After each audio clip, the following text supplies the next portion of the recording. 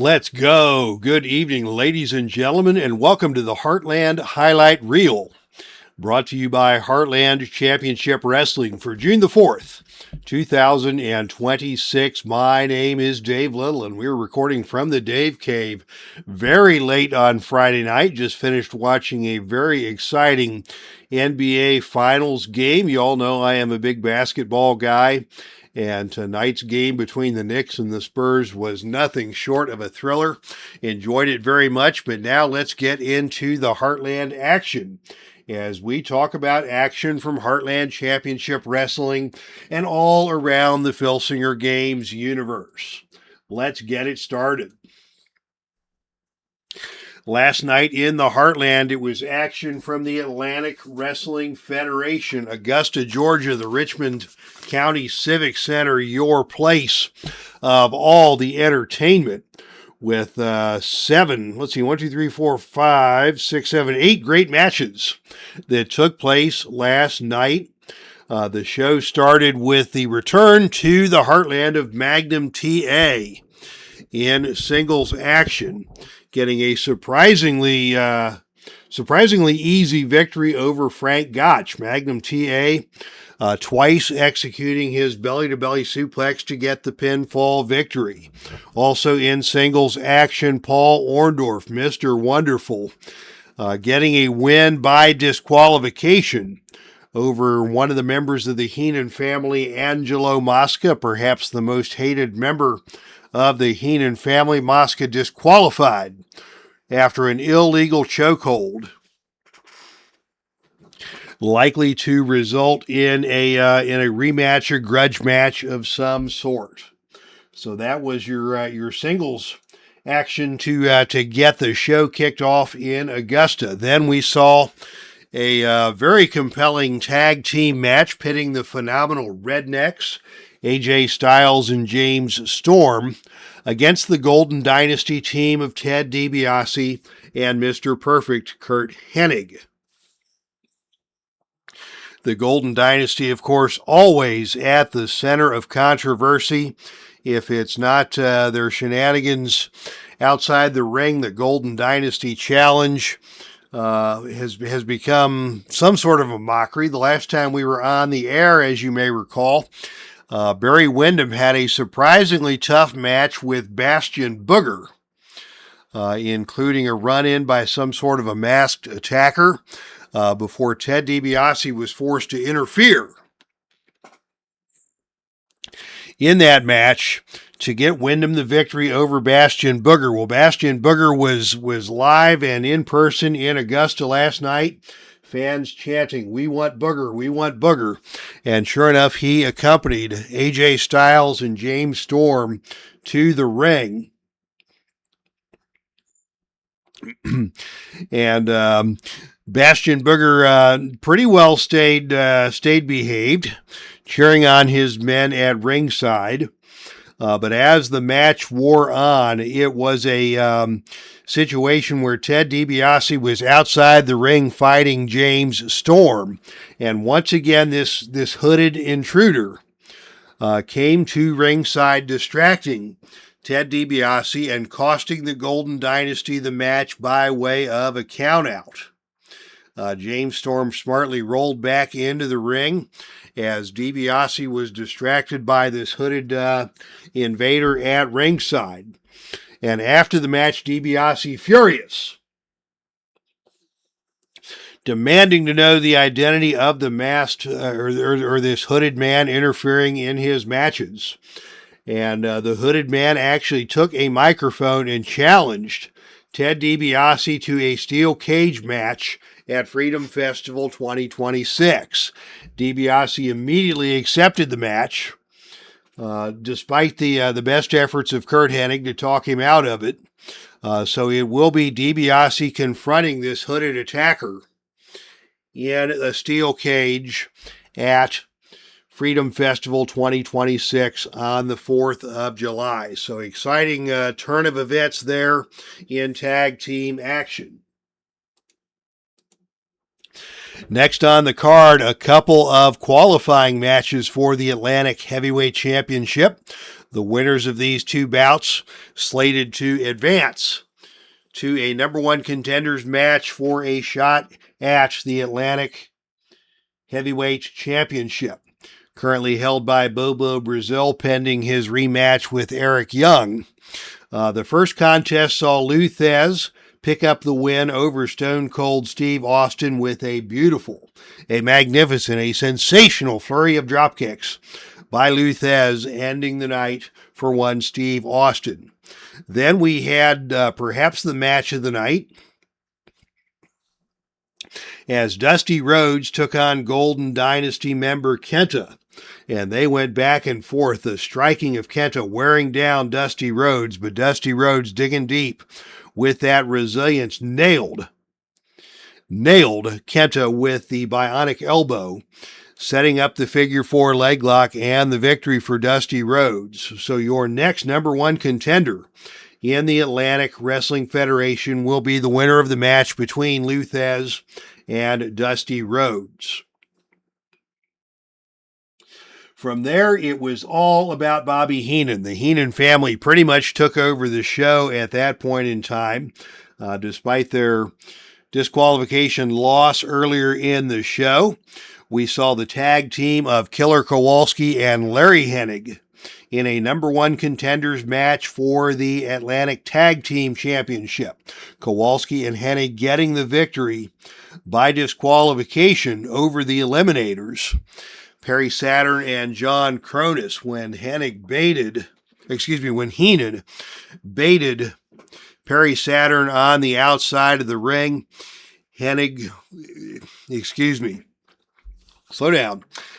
It was Saturn who took a swing at Heenan ducking out of the way, and it was Perry Saturn who nailed the referee and cost his team the disqualification, thanks to the superior strategy of one Bobby the Brain Heenan.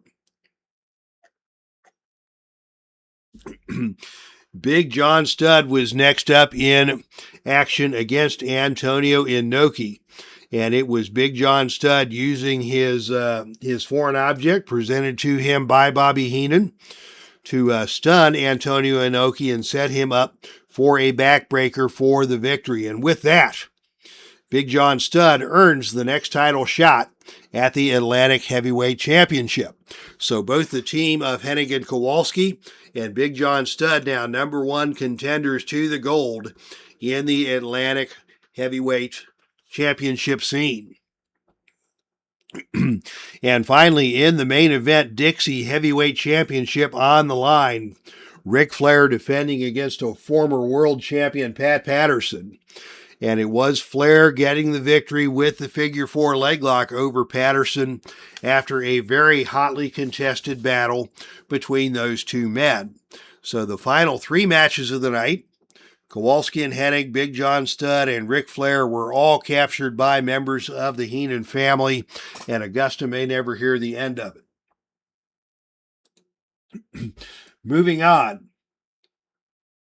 Great North Wrestling brought us a memorable show on Memorial Day, a Memorial Day spectacular, as Great North Wrestling packed the Ford Field for Memorial Mayhem, delivering championship drama, brutal stipulation matches, and a shocking world title change. The evening kicked off with history, as the first ever Great North Wrestling ladies singles match saw Malaya Hosaka defeat Penny Banner with a devastating Frankensteiner.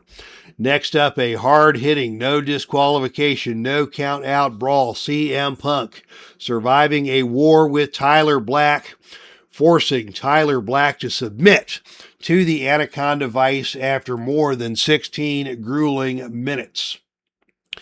The legendary Wahoo McDaniel was up next in a strap match, getting the win with a dramatic battle against Walter. After Walter hit his head on the ring post, Wahoo McDaniel able to touch all four corners and claim the victory. A three-way battle for the next Great North Wrestling World title opportunity saw the Macho Man Randy Savage seize the moment, Austin Idol was incapacitated on the floor, allowing Savage to pin Terry Funk following a flying elbow smash to earn a shot at the championship. One of the night's biggest moments came in the Great North Wrestling Frontier Championship match. Longtime champion Paul Orndorff finally saw his reign come to an end when Sting trapped him in the Scorpion Deathlock. Orndorff had no choice but to submit, and Sting leaves Detroit as your new GNW Frontier Champion. Congratulations to the Stinger, the nicest boy alive. The Great North Wrestling Interstate Championship remained around the waist of Ricky Steamboat, who dazzled the crowd with his trademark speed and athleticism and overwhelmed his challenger Bam Bam Bigelow, finishing him off with a flying cross body block to successfully retain the title. Next up, the World Tag Team Championship match for Great North Wrestling, the Young Bucks versus the Blackjacks. The Blackjacks gave the Young Bucks everything they could handle in a wild contest that eventually broke down into complete disorder. Outside interference led to a disqualification finish, allowing Matt and Nick Jackson to remain champions, even though they were left battered and beaten down after the match. And that set the stage for the main event. Harley Race, Bruno Sammartino, no disqualification, no count-out World Championship Showdown. Race, the challenger, came at Bruno with everything. Chairs. Bodies were punished. Both men endured incredible amounts of punishment. Harley Race able to survive the Bruno Sammartino dreaded Italian backbreaker and hit Bruno with a pair of pile drivers to score the pinfall and capture the Great North Wrestling World Championship in one of the most dramatic title matches in company history. When the smoke cleared in Detroit, new champions had been crowned, rivalries intensified, and Randy Savage emerging as the next man in line for the world title opportunity. But the biggest headline of the night belonged to Harley Race, leaving Memorial Mayhem as the new Great North Wrestling Heavyweight World Champion on a collision course now with the Macho Man for that coveted title. Also reporting this in this week, Appalachian Championship Wrestling referee James William Lawrence III, maybe I'll just call him JW3. Perhaps one of these days JW1 and JW2 will turn up somewhere. But tonight it was JW3 and his Appalachian Wrestling Federation live at the Superstation in KFBE Studios. New alliances were formed, rivalries exploded into chaos, and one of ACW's most dangerous competitors reminded everyone exactly why he may be the most feared man in the territory.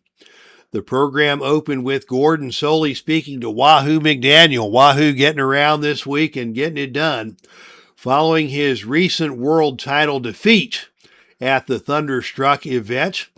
Wahoo was disappointed by the loss, but introduced a new tag team partner, longtime friend Billy White Wolf, a formation of the new tag team honoring their heritage in pursuit of the ACW Tag Team Championship.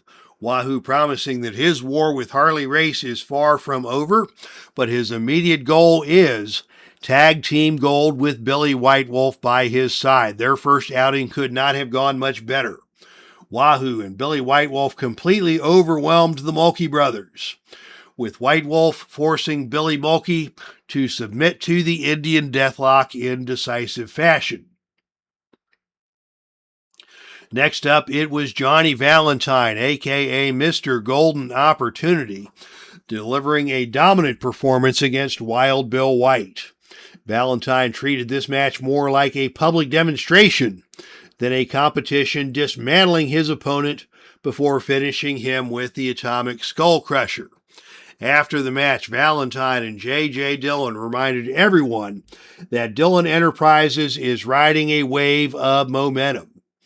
Barry Windham holds the Heritage Championship. Arn Anderson and Tully Blanchard still your reigning tag team championship. And Valentine carrying the Golden Opportunity contract that promises him a future title match wherever, whenever, against whoever he chooses. And it is James J. Dillon Enterprises tightening its grip on ACW. The evening then took a violent turn with the Masked Superstar and Bad News Allen going to war. These two men could not contain their hatred for one another.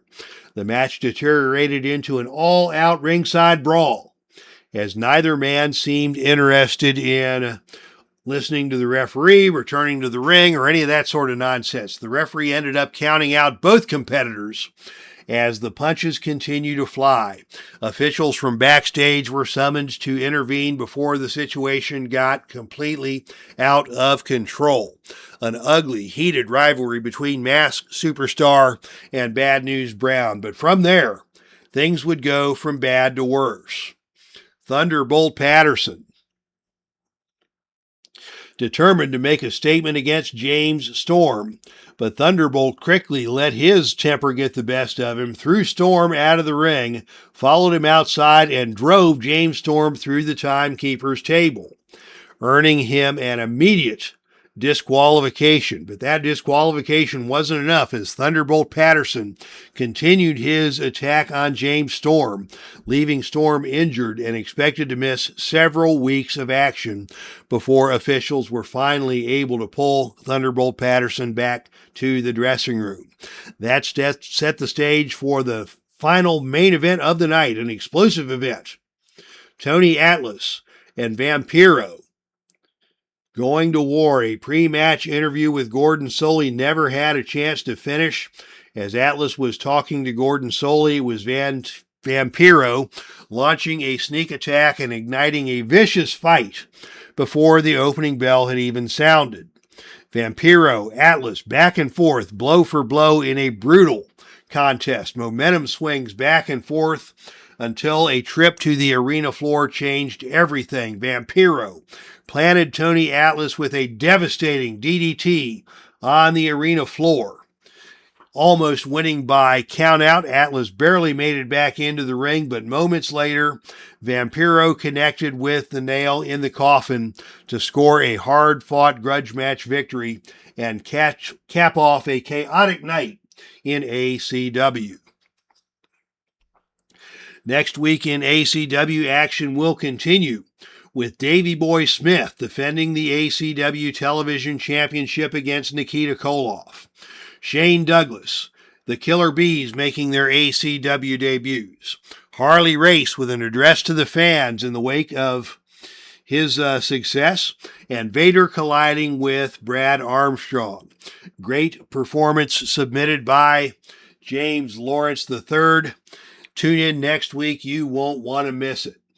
Back to the Heartland and to the Filsinger Games Universe as a whole, as we get our weekly update on the Butcher Interpromotional Championships. The men's championship will next be defended at Freedom Festival 2026 on the 4th of July in a gauntlet match, the first ever gauntlet match with the men's Butcher Legacy Championship on the line. The challengers are reporting in as Bob Orton Sr., representing Great North Wrestling, continues to hold that title. Bruno Sammartino will represent Heartland Championship Wrestling. From Velvet Wrestling, it will be Shinrod. Jack Briscoe coming strong. On behalf of the Appalachian Championship Wrestling, and of course Ken Patera, your newest entrant, representing Hollywood Elite Wrestling, Grant Bachoco, bringing him in. And if you want to enter a wrestler into the gauntlet match on July 4th, just hit me up, comment on this video, hit me up on Facebook Messenger or on the Filsinger Games page. I'm not a hard guy to find. Official Filsinger released cards only. On June the 13th, the Butcher Ladies Legacy Championship will be defended as Leilani Kai and Lena Cross, the last two rightful holders of that title, will square off for the vacant Butcher Ladies Legacy Championship. And finally, lots of news to report here tonight. Coming up this weekend on Sunday night from the Wolstein Center in Cleveland, Ohio, on the campus of Cleveland State University, Heartland Ladies Wrestling hits the airwaves. Your main event for the Heartland Ladies Tag Team Championship. The current reigning and defending champions, the team of MK Ultra, Masha Slamovich and Killer Kelly, will be set to defend against Team Sea Stars, the sister duo of Ashley Vox and Delmy Exo. Will be headed to Cleveland this weekend to challenge for the gold. All right, lots of great wrestling action to report from Heartland Championship Wrestling and around the Filsinger Games Universe. Thank you so much for tuning in to the show. We will be back on the channel Sunday night with our next Heartland live event. Look forward to seeing you there. Also pay close attention to the Filsinger Games Promoters Facebook page and, of course, the Filsinger Games message board as more great action from all around the Filsinger universe goes down. So until Sunday night, this is Dave Little recording from the Dave Cave. That's our stream, and I am out of here.